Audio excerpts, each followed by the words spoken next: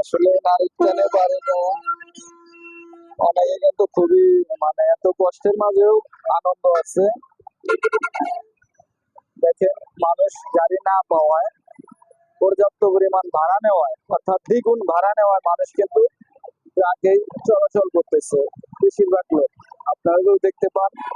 আমি একটা জিনিস ফোকাস করছি, সেটা হলো ট্রাক। আসলে যখন ঈদ সময় আসে, ট্রাকে লোকজন যাওয়ার আরেকটি কারণ হচ্ছে এরা অল্প টাকায়, আসলে যার যেরকম ইনকাম সেরকম খরচা, অল্প টাকায় বাড়ি যাবে।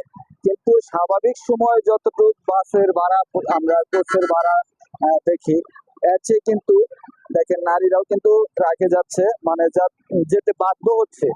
তার কারণ হচ্ছে একটাই, সেটা হলো দ্বিগুণ ভাড়া। দ্বিগুণ বললেও ভুল হবে।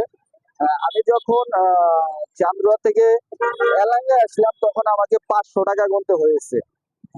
তো মানে যেখানে সর্বোচ্চ 80 টাকা ভাড়া, আর সরকারের রেট অনুযায়ী ভাড়া হলে কিন্তু আরো কম হবে। হম তো দেখেন, বেশিরভাগ লোকে কিন্তু ট্রাকের আশ্রয় নিয়েছে। কারণ একটি, সেটি হলো ভাড়া হচ্ছে দ্বিগুণেরও বেশি, দ্বিগুণেরও বেশি। আর রাস্তাঘাটে যে জ্যাম জট, এগুলা তো আপনারা জানেনই, বাংলাদেশের কালচার স্বাভাবিক। এটা তেমন কিছু বললেও ভুল হবে।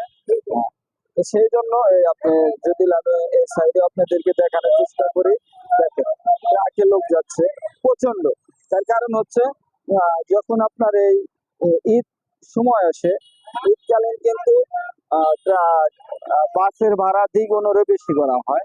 সেজন্য বেশিরভাগ লোক কিন্তু ট্রাকে যেতে বাধ্য হয়। কারণ মধ্যময় যে পরিবারগুলো আছে, তাদের খুবই মানে কষ্টকর, তারা খুবই কষ্টেই যাতায়াত করেন। তো সবকিছু মিলে এই ছিল আজকের সংবাদ।